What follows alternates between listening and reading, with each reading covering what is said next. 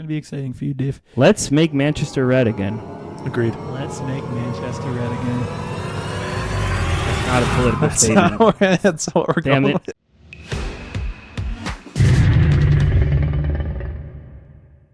Guys, should we like talk about my team a little bit? Like, can I have a moment since we've won 3 games in a row and we like offense now? We can talk about my team. Absolutely. So, I mean, I don't know how far back you want to go, but like, is Michael Carrick the man? Is he the one to resurrect United and get them back to where they're supposed to be? But I feel like we've had this conversation before with all of our interim managers, other managers we've hired that we don't need to talk about them all. But I, if you guys are okay with it, would like to talk about some history of Man United.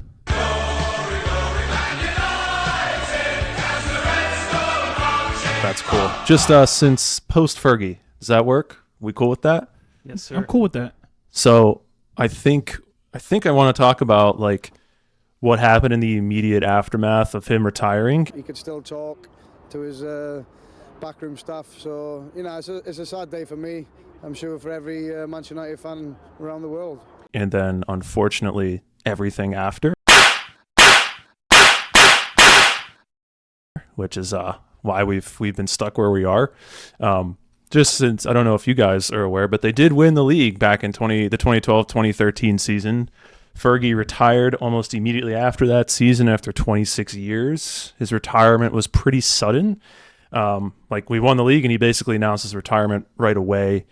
There was some, I believe back then, there was some conversation about like his sister-in-law passed away. His wife was very close with her and was very lonely, and they did that not influence his decision? Probably did. But I think the moral of the story is it didn't really give United any time to plan. You know, some teams now know that their coach is going to leave at the end of the year, like Liverpool just sort of had with Jurgen Klopp. They have time to prepare, figure out what they want to do. United didn't really have any of that time.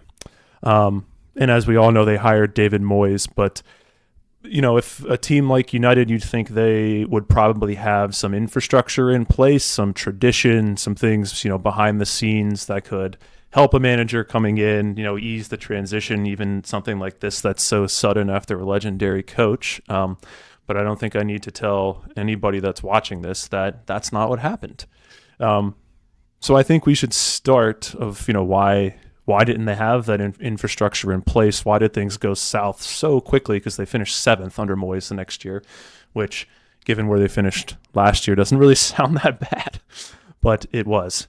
So I think if you really want to talk about what went wrong after Sir Alex Ferguson, I think it's only fair to start at the top with the Glazer family, which actually pains me to say those words out loud, which is why I don't want to spend a lot of time on it. I could probably stand here and tell you all of the things they have done in that decade plus to show that they didn't really give a damn about what was happening on the field, and they cared about lining their pockets and using the establishment of Man United to make some money.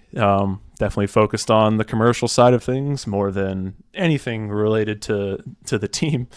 I mentioned, you know, infrastructure at the start. You know, every team now, at least the big teams, you feel like have some sort of like technical director or footballing director or somebody in that sort of position. United didn't have any of that. For a long time, we were very spoiled. You know, Sir Alex Ferguson was kind of all of that, just in one guy. But just the lack of preparation from the Glazers show that they really didn't give a crap about what was happening on the field. And I don't want to spend a lot of time on them because, frankly, it upsets me. They're no longer the owners. That makes me happy. You can tell me how you feel about Ineos if you really want to in the comments. I think there's been some good and some bad. But if we move past that, I mean, they did hire David Moyes, and United fans out there will know that one of the controversial things he did right at the start was he got rid of Sir Alex Ferguson's all of his coaching staff, his backroom staff, which like towards the end of the Fergie area they would run training sessions for him. He didn't even have to be at practice sometimes because his assistant coaches, his staff were just so good. And I can understand a new coach like David Moyes, wants to come in, make his mark, have his own staff, and you could get that. I think people, he was the Everton manager, was decently successful at a mid-table club, but I think anybody can understand that someone like him taking a step up in class might struggle right away, and I think people were prepared to deal with that. I will say that I think having a backroom staff and an experienced people supporting him would have helped him. He kind of jumped right into the fire, and it really didn't work out at all. Moyes showed pretty quickly that he was pretty out of his depth. I think it's also pretty well known that back then United didn't really want David Moyes. Not that they didn't, rate him, but we know that they wanted Jose Mourinho back then. All right. Chuck here is one of our captains today. Hey, shouldn't the team captain actually know how to play baseball? Don't question me, people. They were never going to get a manager on that level. Moyes was, he was kind of way, way down their list in terms of the guys they really wanted to replace Fergie. So we know how the David Moyes era went, but I don't think David Moyes should receive all of the blame for that. I mean, outside of everything I've already said about the Glazers and not having a sporting director, one of the things Sir Alex Ferguson did really well that United has definitely gotten away from over the past decade is just how good their youth system was. All of their homegrown players that he would play regularly. When he first got hired, one of the things he said that was a requirement for him was to be able to play young players, and that was really important, and it really worked. And football's a little bit different now. Obviously, there's a lot more money involved, so all of the big teams are buying players for a lot more money than we probably ever imagined. But that squad under Ferguson those last couple of years was still really good. But as you see teams do nowadays, just because there's so many games, that squad needs refreshed every couple of years. Your aging veterans that are probably still good, it's probably time to find who's next in line to play those minutes. I mean, if you look at that team, the 2012-13 team, Nemanja Vidic, Rio Ferdinand, Patrice Evra, Van Persie was amazing that season. Michael Carrick, Darren Fletcher, Scholes and Giggs were still on the team. They were in their late 30s, but all those other guys I said before them were all in their early 30s-ish. They were all still decent to really good players in their own right, but that's, 9 guys that I just listed. They all played fairly regular minutes, and they really didn't do a whole lot to refresh the squad. I'm going to rattle off some names of guys they recruited late in the Ferguson era. Anderson, Tom Cleverley, Chris Smalling, Shinji Kagawa. You guys remember evil Shinji Kagawa? An elite Twitter account. Adnan Januzaj, remember him? Alexander Butner. I bet you don't remember him. All of those guys had moments here and there, some more than others. Anderson was good for a couple of seasons, but none of them, as we know, proved to be long-term answers. Now I mentioned the youth player piece of this. Here's another list. Johnny Evans, Phil Jones, Jesse Lingard, Michael Keane. He was good later. Nick Powell, Wilfried Zaha, Danny Welbeck, Federico Macheda, Antonio Valencia to a lesser extent. But, you combine just a lack of squad players that you bought that none of them clearly were quality buys. None of their youth players really developing into what they thought. And if you want to talk about some more transfers, Angel Di Maria, Paul Pogba, Romelu Lukaku, Jadon Sancho, Anthony Alexis Sanchez, Bastian Schweinsteiger, Ander Herrera, who was actually pretty good for a while, Henrik Mkhitaryan, but it gets worse. Eric Bailly, Marcos Rojo, Matteo Darmian, Daley Blind, Ashley Young. I mean, I could go on. Some of those guys, I think, Paul Pogba is probably the best out of that group. I think he gets a bad rap. But you get my point. Their recruitment and behind the scenes, it got bad before Sir Alex Ferguson left. Really didn't set David Moyes up with a whole lot of a chance. But once David Moyes left, I think the sentiment around United was we need a big team manager. We need somebody that's been there and done that before.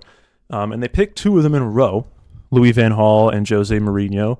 The Louis van Gaal era, man, I remember I had two massive United fans at my old job that would just walk into my office every day and just talk about, Dave, it's just more useless possession. I can't watch it. I can't watch it anymore. And that's pretty much all I remember about the Louis van Gaal era. I think I've blocked most of it out of my mind. I looked up, though, the squad. I think I looked up the 2015 squad. Oh, my God, was it awful. Like, go look it up sometime.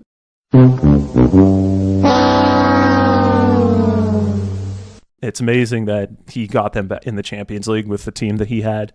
Jose Mourinho, similar, more pragmatic, definitely a conservative defensive style. Won a Champions League in the past with Porto, with Chelsea. I kind of lump these two eras together.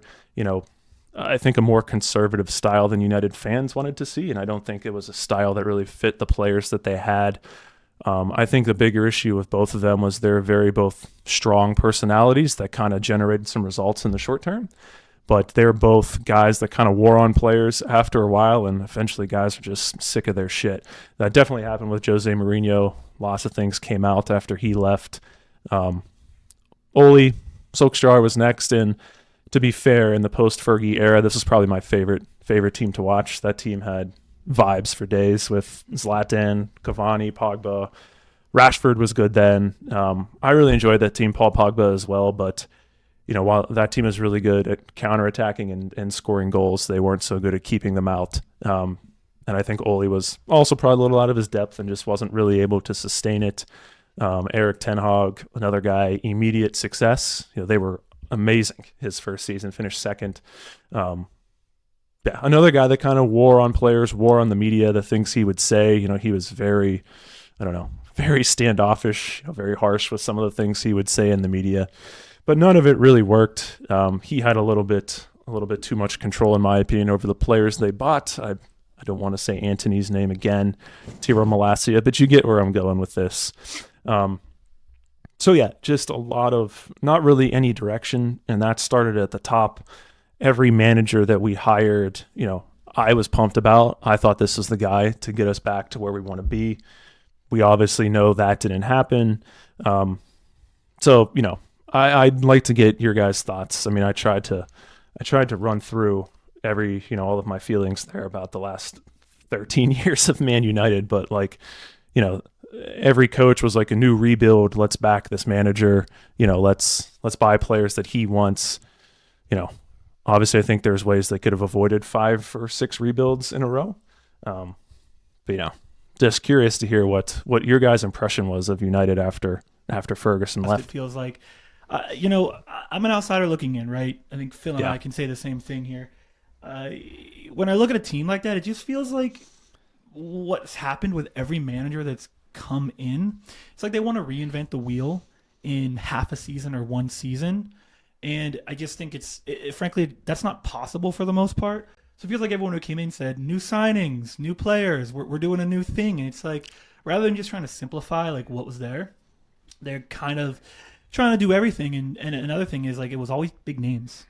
Yeah. So it's always like, hey, maybe instead of just, we want the biggest name in the room, you could try and find a no name. Sometimes that works too. It just feels like they never really did that. I mean, go look at how they got Keane, Scholes, any of those guys, on that team where those guys played before they got to United. Well, yeah, players and managers, right? Yeah. Big name managers, but yeah, even big name. I mean, Ibra came in. We know Ronaldo came back. Like names. Yeah, it's always I about didn't even say Pogba, that. and Pogba was at the peak, so I'm not gonna talk bad about Pogba. But like, it just always felt like it was a name, big name. Mm-hmm. I don't know. But even when I got a small name, sometimes those really didn't work either.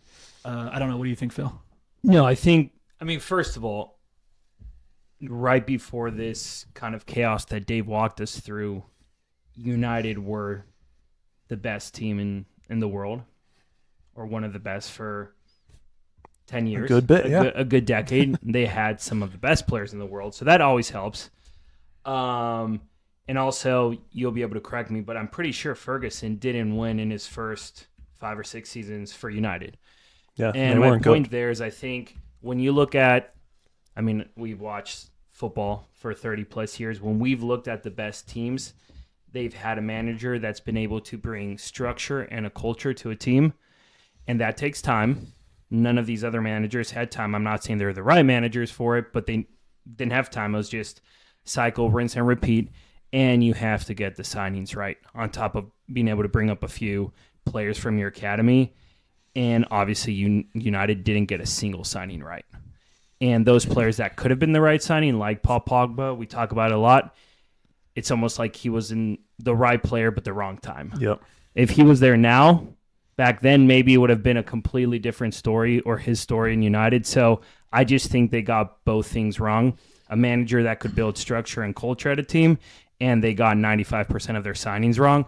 And I think that just puts you in a vicious cycle of trying to put Band-Aids on the issue versus being able to do a full reset, which feels like they might have done now after 2 pretty poor seasons. I feel like they just always had enough Band-Aids, so they kind of were there, but they were never like United's meant to be up here. They had the money to back, but to they get were themselves here. to be slightly above average. They needed to hit the low to be able to now like fully reset and figure out what they want to do, and hopefully they're in that kind of upwards period. Not to insult them too much, but like they're probably the poster child for what we've talked about so many times, and I'm sure a lot of you out there have noticed in today's world. Like, it's just next up.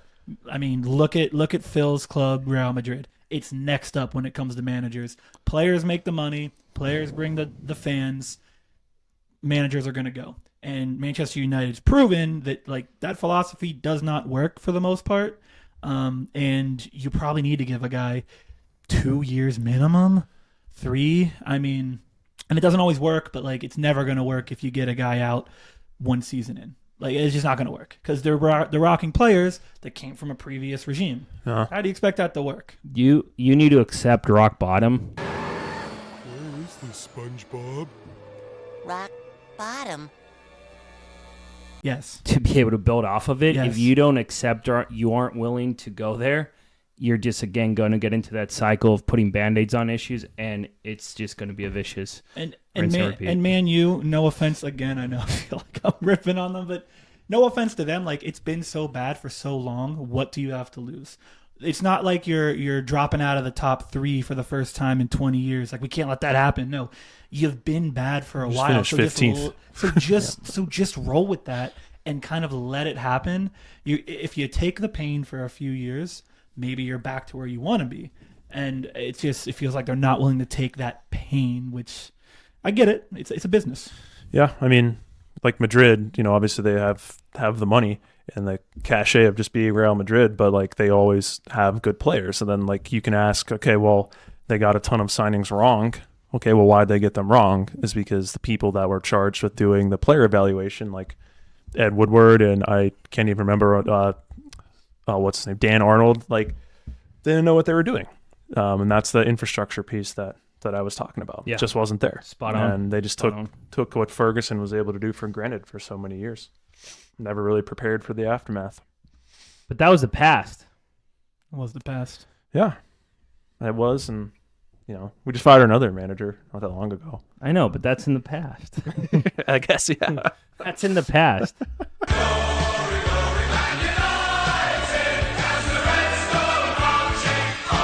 The good news for all the Manchester United fans is that's the past, right? That is the past. Let's talk about what's happening in the present, right? What's changed under Michael Carrick in only 3 games? For almost a decade, we just talked about it. Manchester United, they've kind of lived in what can only be described as chaos. Procedures, what are the options? Okay, that's the wrong way. We've already tried that. Say bandit!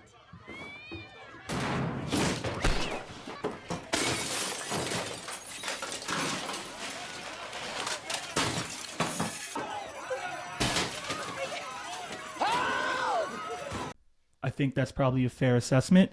Every manager who we just discussed, they walked in the door promising a new era of football, right? But it usually ended with big signings, big expectations, and then the collapse. Players, they didn't know their roles a lot of the time. 1 week it was a high press. The next week it was a low block. Wins a lot of times felt like they were accidental. Losses to the big clubs felt inevitable a lot of the time. Then Michael Carrick takes over. Now, mind you, it's only 3 games. It's only 3 games. We're keeping that in mind with everything we say. It's only 3 games. But here's the funny part. When he came in, there was no big grandstanding, right? There was no big unveiling. A lot of people didn't even realize that he took over. There was no big revolution speech or Manchester United's DNA. Here's a new philosophy. None of that really happened. And it's something that we just discussed. Carrick doesn't appear like he's trying to reinvent football at Manchester United. He's not trying to fix 10 years of mistakes in half a season. He's simplifying, is what it feels like. He's simplifying. The first thing you're going to notice is how normal United suddenly look. And what do I mean by normal? The back line staying fairly compact. The midfield doesn't look like a track meet right now. Players are 5 yards closer to where they're supposed to be. And you may say 5 yards, not a big difference, but 5 yards is the difference between a through ball leading to a breakaway behind the back line or a simple stolen pass, right? And when you look against City, Arsenal, Fulham, the 3 games that he's been in charge, United haven't dominated possession. They actually haven't had the majority of possession one time yet. So they're not overwhelming teams with talent. They're controlling space. They're staying organized. They're forcing mistakes, and then they're punishing those mistakes from the other team, which is something we haven't seen United do in a really long time, and that's the key difference here.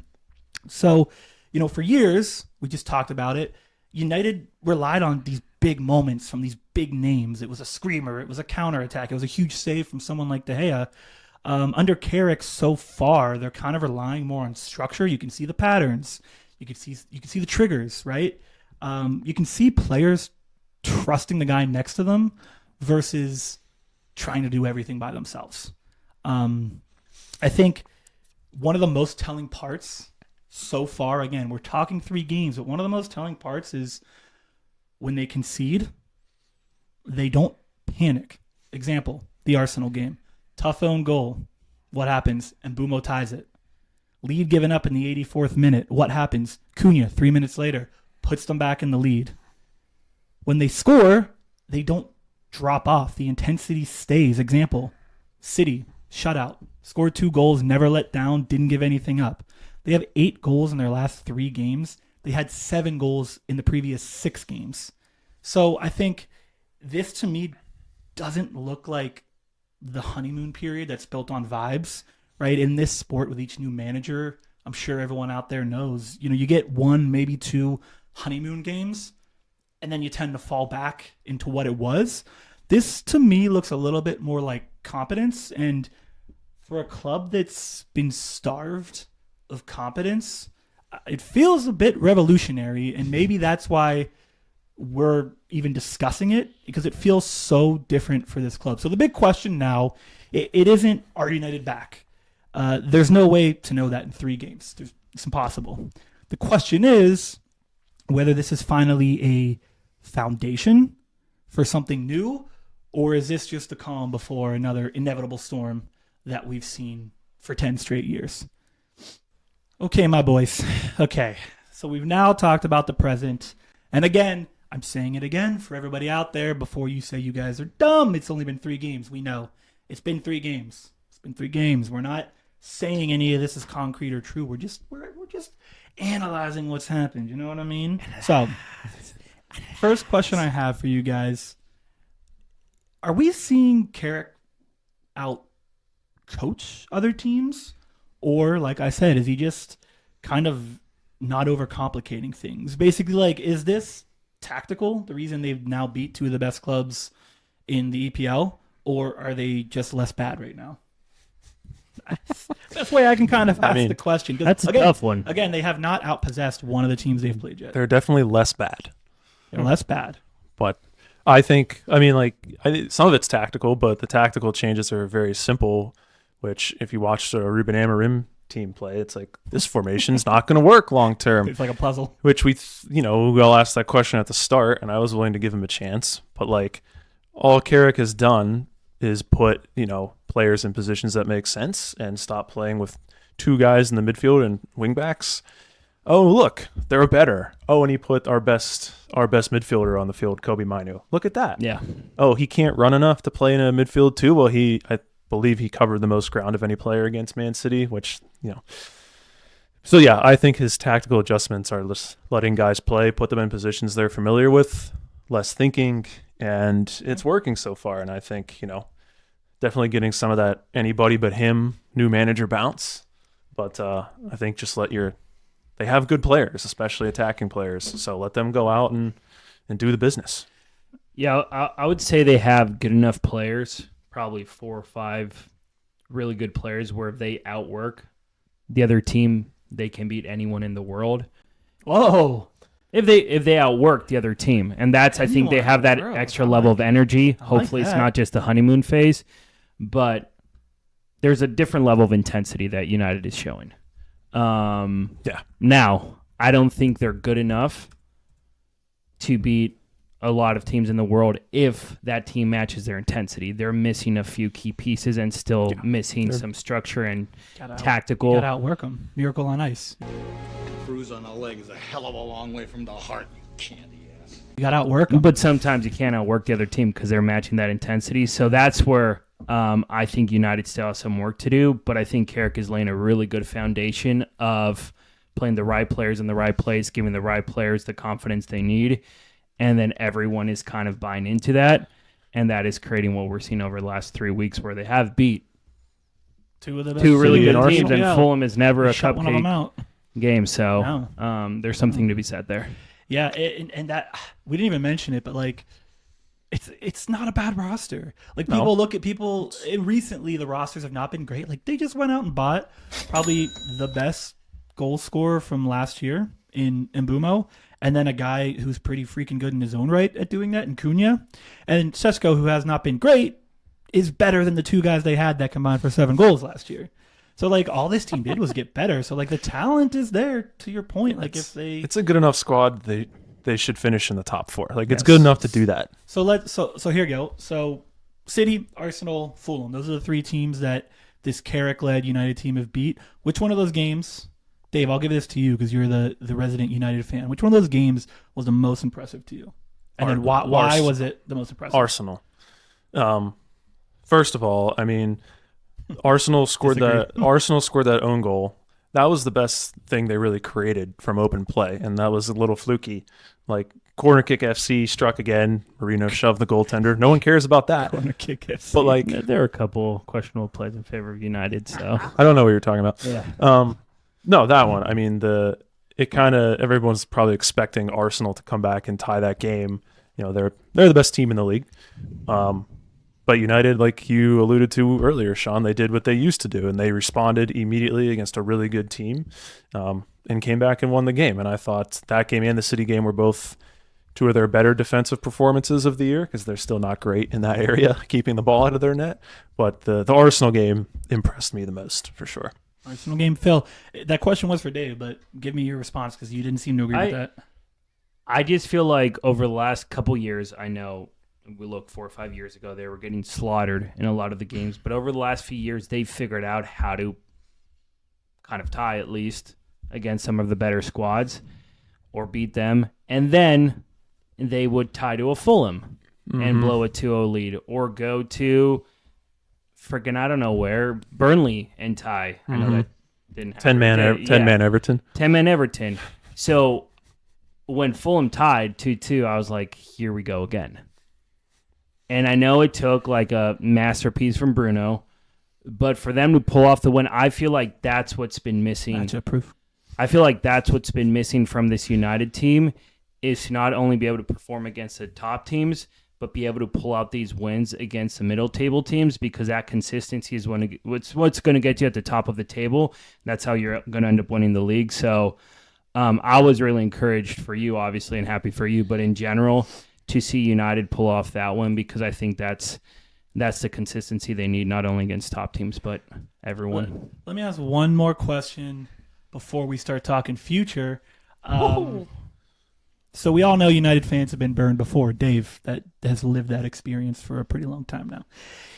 So what I want to ask is, for both of you, what's one thing for the rest of this season, one thing that would convince you that this is possibly real in terms of a foundation and a turnaround for the club? What's one thing that you would see and you're like, okay, because I don't think anyone after 3 games is convinced anything's real.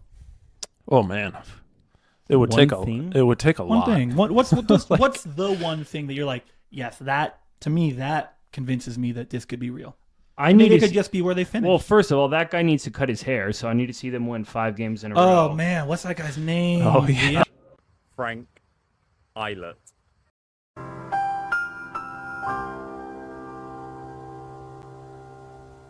The Twitter guy. The So Instagram guy. we need to say I want to God see, bless to that guy. I want to see them beat a couple more of the mid-table teams somewhat convincingly. Bill's taking my answer. Handily. That's what I want to see, and then I can be like, they're somewhat back, and now looking into the future, might be able to compete. Do what the big Yeah. teams do and If beat you- the guys they need to beat.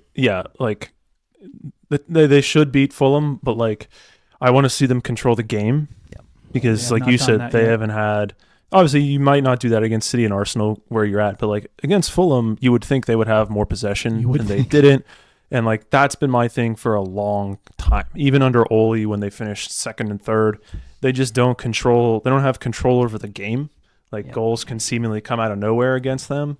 So like, I want to see that first and foremost. But like, I don't know. I think they need to finish second and finish above City and Villa. But All right, well, but I want to see them control the game. Is what I want. Flip the question. What's one thing that you're gonna immediately say, "Oh my God, here we go again"? What's gonna make you hit the panic button? One thing that you're like, "Fuck, it's the same thing over again." Just like the fragility when anything goes wrong, which hasn't happened the last 3 games. But if they, start giving up goals again, you see players losing confidence, they slide down the table and finish like 6th or 7th, which is a very realistic outcome. I mean, they're in the top 4, but it's not by a lot. So like if they just slide down and finish in, 6, 7, 8 again, that I would just be like, well, this is what all the other interim managers have been. All right. Well, I love it. I think it's time for the future.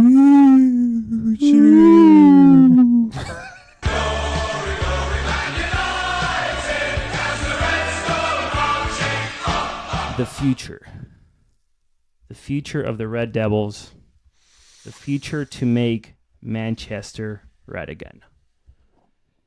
I think if I was going to say one word, but it's 2 words. I would say a promising unknown is the future for United. We've talked on this episode about their past and what we're seeing currently, and I think what's feeling different this year right now than previous years is they finally got the signings right, and you're starting to see a core group of players that are actually world-class in quality. You see young players like, hopefully, Mainu, Dorgu, incredible signing. I'm even getting a goalie that seems consistent in Lamens, or however you say his name. I apologize if I butchered it. I feel they needed that badly. They needed to get that right, and they finally got it right. They're missing players, and I think we'll get into that in a few minutes here. But I also see a shift in energy and culture in terms of players fighting for the badge again, not just putting their heads down. So I think they're starting to build a good group of players. And I would honestly think someone like Casemiro, Maguire.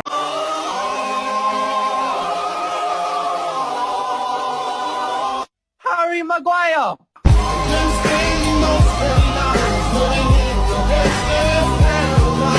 Actually sticking through thick and thin with this squad. Like, you're getting these guys that, whether they play or not, are good or bad, are adding, and lack of terms, vibes and quality vibes to the team. And I just see a group compared to other years where everyone was kind of playing for themselves, and it just didn't feel like there was a group. So I think they've got those things right. Now, I think they are missing pieces. I don't know if Carrick is going to be the right coach. I have a feeling, and what my guess would be is he's going to build a foundation that a future coach is going to see success off of. That would be my bet.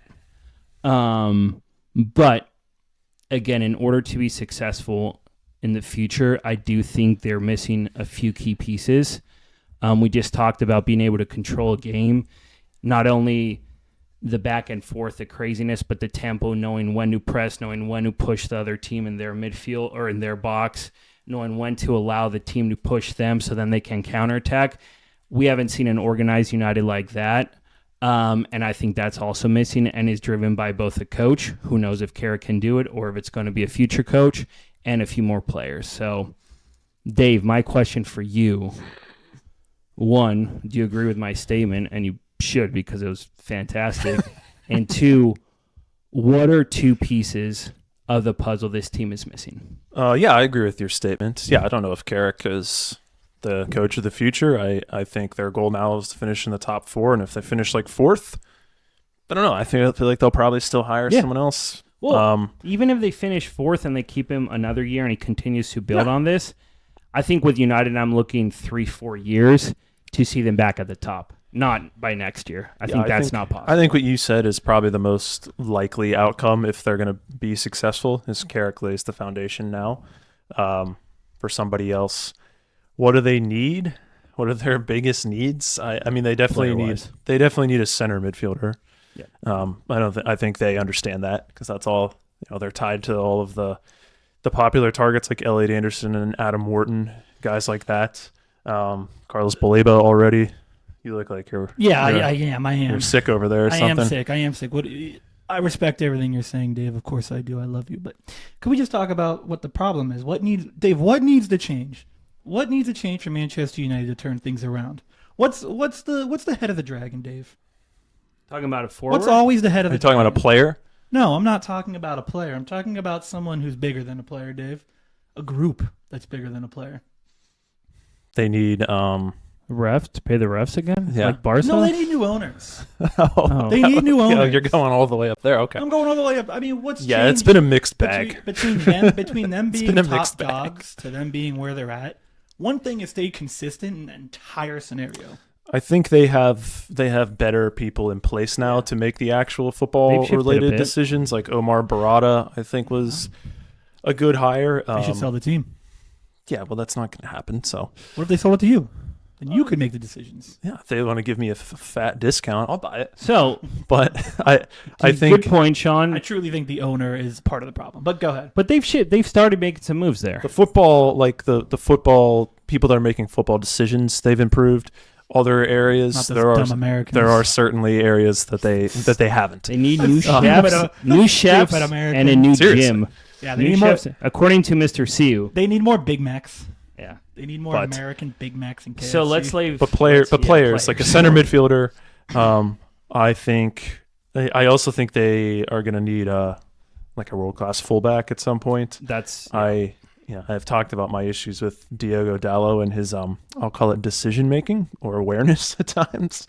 I think Luke Shaw is already fragile, and I don't think that's going to improve as he ages. So I do think they're going to need some answers at fullback, but center midfielder first. I think they will address that in the summer. Yeah, owner second. They won't address. They're not going to address that one.